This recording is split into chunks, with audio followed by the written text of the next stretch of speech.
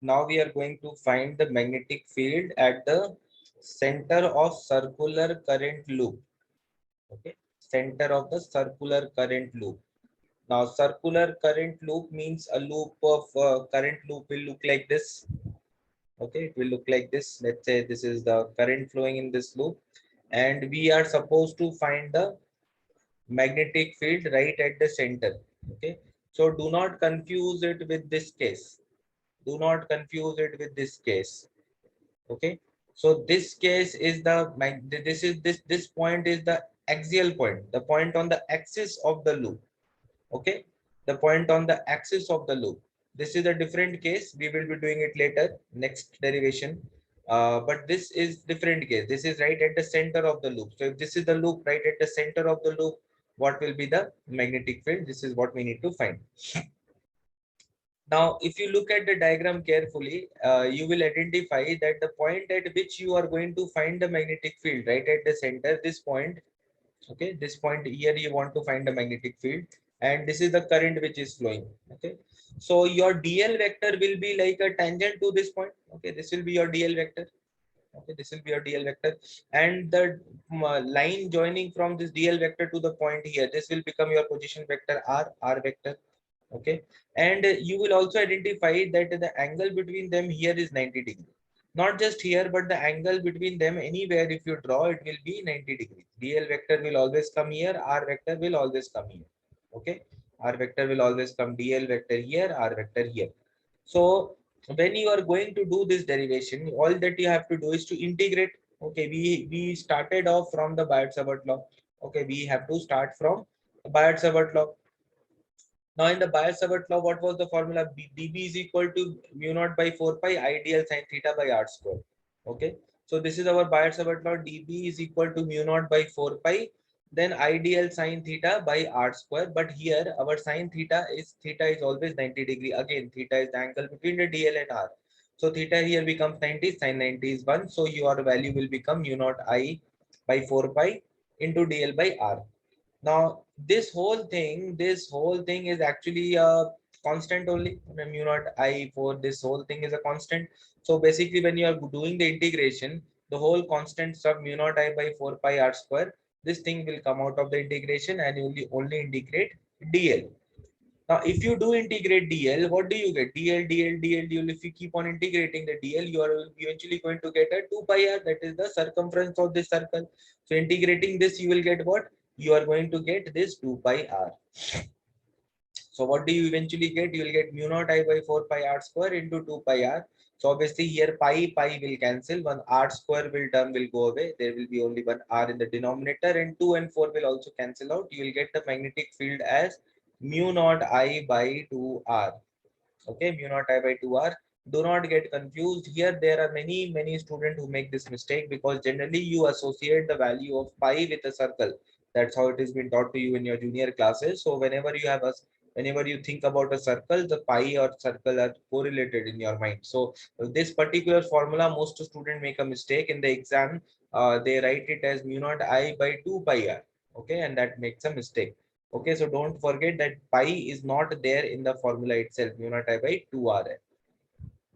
Now, what you have found out just now is the magnetic field for one loop. Okay, one loop. But what if I have many loops? 1, 2, 3, 4, 5, 6, many loops, n numbers of loops. Okay, n numbers of loops. Then what will happen? Then your whole magnetic field will simply be multiplied the value of n, and you will get it as mu naught n I by 2r. Simple. Okay, mu naught n I by 2r. That will be your magnetic field.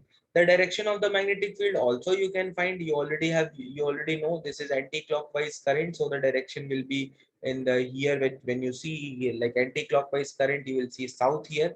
Okay, south here. Or you can also say this is across. Okay, cross means going into the plane. So whenever it is going into the plane, when it is going into the plane, that means that is the direction of the north.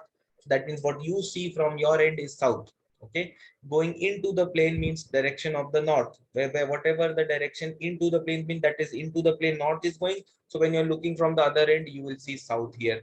So that also you can find. You can also find the direction of the magnetic field using the cross product also, if you wish to find like cross product. So this is dl and this is r vector. So dl cross r, if you do dl cross r, again you are going to get a cross magnetic field here. Okay, very simple derivation. The next topic is about the same current, circular current loop, but this time it will be on the axis. Okay, now this time it is on the axis, and this is one of the hardest derivation of the syllabus. Okay, this is one of the very hard derivation. Why hard? Because it is very hard to visualize it. Okay, so be very careful visualizing it. Okay, be very careful in visualizing it. So first what you have to do is to draw. Don't again look at the derivation. So don't just watch the video. It will be of no help. Watching the video is of no help. You need to draw and do this derivation at the same time. Then only this video will have any use for you. So now if you draw a current loop like this will be the axis. This is the axis of the loop. Okay, this is the axis of the loop, and I am supposed to find the magnetic field at this point. The current in the loop is flowing like this. Okay, this is the current flowing in the loop, and I am going to find the magnetic field at this point. Okay, so this is what we are going to find. Now, to find this, first what you have to visualize that this current loop, the direction of the current. So only think about this point.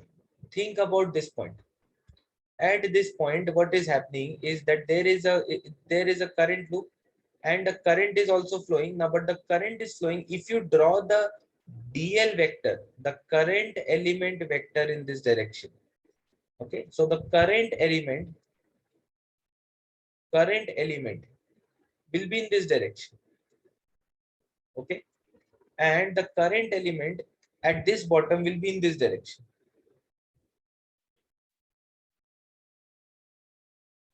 Okay, so you need to visualize the current element at all these points. So every point will have the current element as this one, and so on. So I'm not going to calculate for all the point.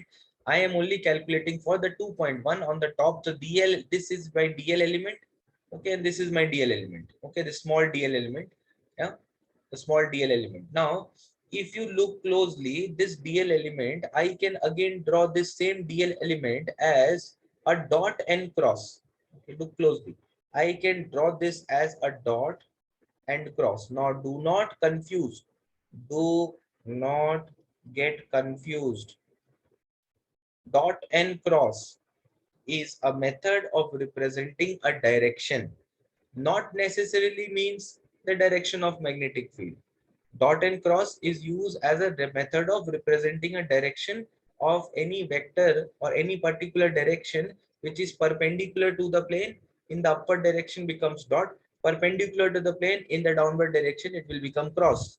Sometimes magnetic field is shown in the dot cross method. Sometimes current is also shown as a dot cross method. Okay, here we are using the current element. We are using current element as a dot cross just to show the direction of the current element. So when I'm drawing this dot and cross, it does not means the direction of the magnetic field. So here dot and cross represents what? It represents the direction of current element. Okay, direction of current element. Pause the video, write this thing. Later on you will not be confused about it. So dot and cross is simply this. So dot is basically this one. Okay, here you see this current element which is coming out of the plane of the paper. So I'm just drawing this current element as a dot, and this current element which is going into the plane of the paper. So I'm just going to draw this as a cross. Okay, now this dot and cross current element. Now only think about the current element itself. Okay, only think about the current element. So a dot current element is going to make a magnetic field. Only that dot current element I'm talking about, not the whole loop. Only that current element is going to make a magnetic field. Okay, what will be the direction of the magnetic field? So if you have this dot cross and this is the axis of the loop. Okay, dot cross again is the direction of the current element. This is the axis of the loop, and this is the point I'm going to find the magnetic field. So this dot is going to make a magnetic field. Dot means current element. Current element means coming in my direction. Dot coming in my direction. And you see my direction of my finger is like this. Okay, direction of my fingers is like this. That means this current element is going to produce a magnetic field like this. Okay, this current element is going to produce a magnetic field like this. I mean whole circular loop. I'm not drawing the whole circular loop, but it is going to produce a magnetic field like this. The direction of the magnetic field will be like this. Okay, now at this point, at the point P where I was supposed to find the magnetic field, at this point, due to this dot, that this is the magnetic field. So at this point, what will be the direction of the magnetic field? Tangent to the point. Okay, so dot current element is producing a magnetic field at the point P in the direction, this direction dB, tangent to the point. Okay, dB tangent to the point. So again, dot is the current element, direction of the current element. Again, what current element? This current element which is coming out from this point, only this current element. And this dot current element is going to produce a small magnetic field dB at the point P in this direction, tangent to the whole magnetic field, tangent to this magnetic field. The same thing, this cross is also going to produce a magnetic field. So the cross produces a magnetic field. How? Because thumb cross means that into the plane. So the current element is into the plane and your hands are going to move like this. So as your hand moves like this, that means the direction of the magnetic field due to this cross is going to be like this. Okay, it is going to be like this.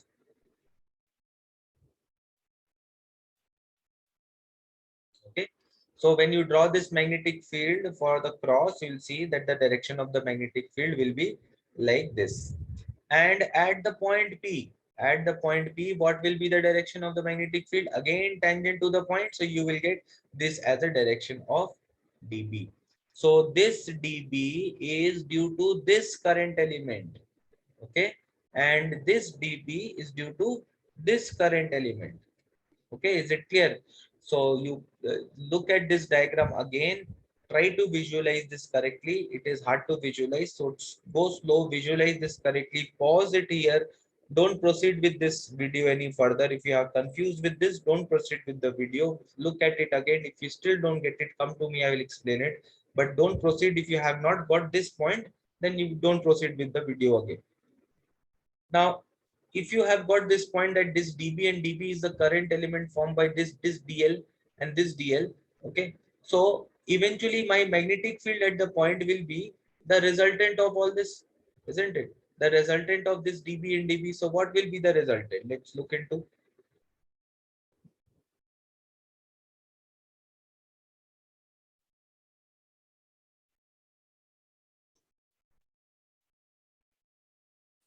Now look at this diagram carefully.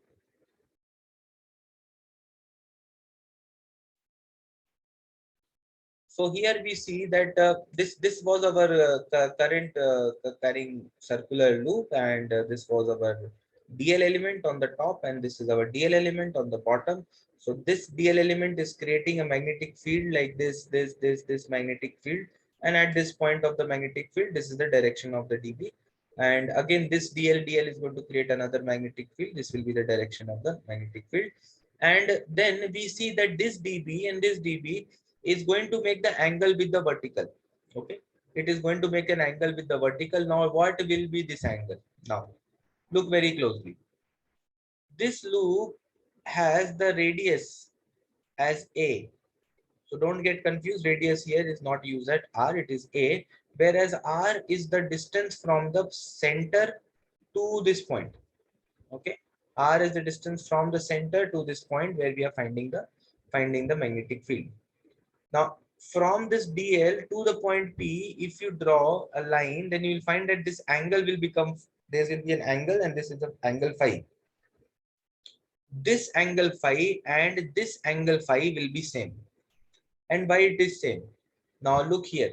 You see this point, this line, if you draw this line, you will find that this is basically tangent, isn't it? This magnetic field you have drawn tangent to the curve.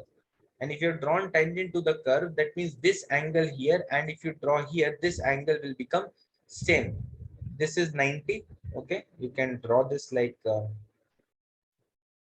can draw and see, this is the point, this is the DL current element. This is the magnetic field due to this DL current element. And at this point, you're drawing the tangent. So that means from here to here, this will be a 90 degrees. Okay. This will be 90 degrees. And if you draw a straight line here, horizontal straight line here, then you see this angle will be phi. Okay. This is phi. Now, if you draw a straight line like this, you will see that this angle is 90. Okay, this is 90. And what is this? This angle is phi. So what is this angle? What is this angle? 90 minus phi. Okay, this angle will become 90 minus phi. And again, this is 90 degrees. That means this angle also will become phi. So in our diagram, look closely. This angle here will be phi. This is phi. This is also phi. Okay. So this will also become 5 and this will also become 5. So this is your dB. This is dB will have two component in this one direction. This will be dB cos of theta, cos of phi, sorry, dB cos phi in this direction and dB sin phi in this direction. And here also you see that dB cos phi and dB sin phi. So very well in the diagram also we can figure out that the dB cos phi component for dB cos phi component is going to cancel out. If we are going to integrate, the dB cos phi component is going to cancel out, and the dB sin phi component is what we have to integrate. DB sin phi is what we have to integrate. Now we will again start from the Biot-Savart law. Now in the Biot-Savart law, there is mu naught by 4 pi ideal sin theta by r squared. This is the Biot-Savart law. Now, in this law, in this expression, you see this value of theta. Do not get confused. This is theta. This is not this angle phi. Okay, this is neither this angle phi. So this is phi is different angle and this theta is the different angle. Now, what is theta? Again, theta in the formula was the angle between the dl vector and r vector, isn't it? So let's figure out where is the dl vector. The dl vector is here. You see the dl vector is here, perpendicular to this tangent to this curve here. But here there is no r. The word r is used for this value, the distance from this dl to the point p. This is the position vector, and this angles become 90 degree. Okay, this is my position vector. You see this s becomes my position vector because the r in the original formula, the r in the Biot-Savart law is, what is this r? The r is the distance from the dl vector to the point p where you are trying to find the magnetic field. So here it will become this s instead of r, it will become s. And because this dl is in this direction and this s is perpendicular to the plane, this s is perpendicular to the plane. Now you are thinking how it is perpendicular to the plane. You see, you're thinking that it is basically this angle. It is not perpendicular. So perpendicular, that means perpendicular means this angle. You see this angle, this is 90 degree. Okay, so dl and s are, will be find that dl and s will be perpendicular and theta becomes 90. Take some time and visualize this. If you're not able to visualize, come to me. I will explain it to you once again. This is hard to visualize. How does this angle become 90 degree? Now, as this is 90 degree, that means in our original formula, the sin theta will become 1. So now our Biot-Savart law formula will be mu naught by 4 pi ideal by r square. Instead of r, I'm using s square because happens to be the s distance. Now, this is our value, but we were supposed to integrate what? Ideal sin phi. No, you have to integrate the sin phi value. So then when we integrate the sin phi value, our Biot-Savart law, again this law will a bit change.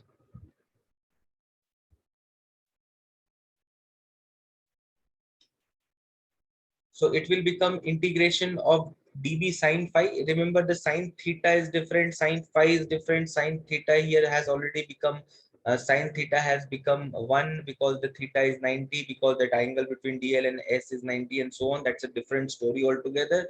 And you have already removed the value of sin theta from here, making it 1. And now you have this value here, dB. But we have to integrate dB sin phi, which is again sin phi is a different thing altogether. Sin phi kahan se aaya? Sin phi came from this phi angles. Okay, so you will have to integrate dB sin phi and sin phi. Again, look into the diagram that what is the value of the sin phi. If this you consider, there's a phi angle, then sine phi will become what?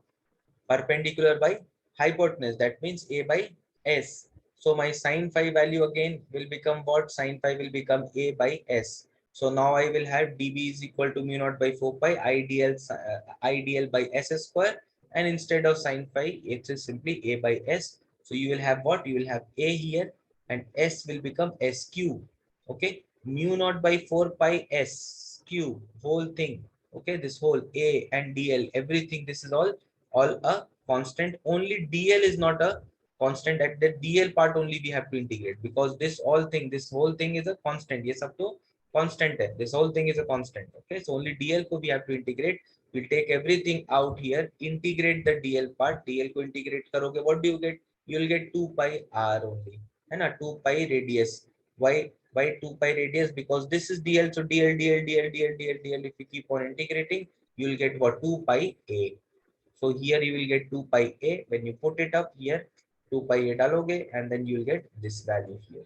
Okay, mu naught I a square by 2 s cube. But again, s was the hypotenuse. If you look into this diagram again, what was s? S was the hypotenuse. So I can write s as root over a square plus x is r square.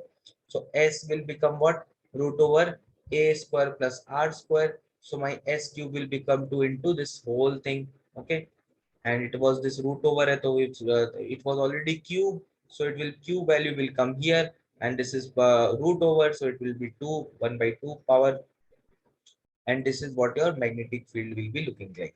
Okay, that's what your magnetic field is. The direction of the magnetic field will be in the positive I direction. Why? Because if you have the current loop like this, okay, if you have a current loop like this, the direction of the magnetic field will be here. Okay, the direction of the magnetic field will be here, going like this. Okay, so it is always in the positive I direction. Now this is the magnetic field for one loop. So if you have n numbers of loop, the whole magnetic field will be multiplied by a value of n. Okay, multiplied by a value of n. Very simple. So this part, this part here, this how does this magnetic field dB comes in? This is the first step to understand. If you do not understand this, that means again next is that how this phi has become this phi. This is also important to understand. Then how the theta becomes 90. This is also one important step. And then how the whole formula is derived. So it's a pretty big derivation. Try this once. This derivation is not commonly asked in CBSE exam or even in the PU exam, because it's a pretty big derivation. But once you need to do it to understand how it is done. Okay, you will definitely forget this derivation after a month's time. Not even month, maybe a couple of weeks में ही भूल जाएगा. You will forget it. Okay, so even if you forget it, but do remember the end formula. Do remember the end formula, that is this formula here. Do remember, because you are going to get many questions based upon this formula. Okay, you're going to get many questions based upon formula. And what is to remember in the formula is this value of r and this value of a. Again, confusion, because generally in our common language term we use the circumference value as 2 pi r, and pi r square as the area value of the circuit. So whenever the radius question comes in, we mentally are assigned the value of r, the symbol r, the alphabetical letter r to the radius. Okay, but here in this derivation, r is not the radius. R is the distance from the center to the point. Okay, and instead a is the radius. So that creates a confusion. Okay, if you remember for formula in the exam, sometime you get confused ki a kya tha and r kya tha, and you might just get confused with it. So do remember the formula very carefully. Again, here also there are few special cases or simple cases where if you are calculating for the center, let's say you are calculating for the center of the loop. So that the very formula that you used above, that in that formula r will become 0, and as r becomes 0, look into this formula. If r becomes 0 here, so that means this value becomes 0. This value goes away. So this is a square to the power 3 by 2. 2 will cancel. It will simply become a cube, and here already a square is there, so a square and a cube will cancel, and what you get here is simply a left over, that is mu naught ni by 2a, and this is exactly what we have derived at the center of the current loop derivation. Previous to this derivation we have done, and we derived this same thing. Okay, we derived the same thing. Again here you can put up let's say area here. Okay, so let's say you put the area of the loop here. So what is the area of the loop here? Area of the loop will be pi a cube, pi a square. So pi a square. So a is already here. So if you introduce the area of the loop here, so you will write mu naught n I a being the area of the loop. Capital A is the area of the loop, and in the denominator you just do pi a square. So it will become 2a, instead of 2a it will become 2 pi a cube. Okay, this will come your another formula. This is also very important, because here this formula will be used later on to find something called magnetic moment. Okay, later on we will use this expression to find magnetic moment, not now, next chapter. So do remember, this formula is also very important.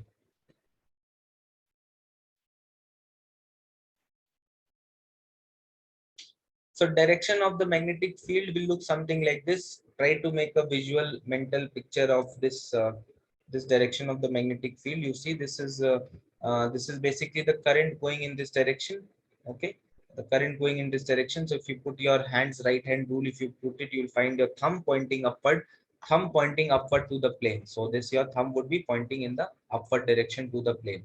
Okay, so that will be your direction of the magnetic field.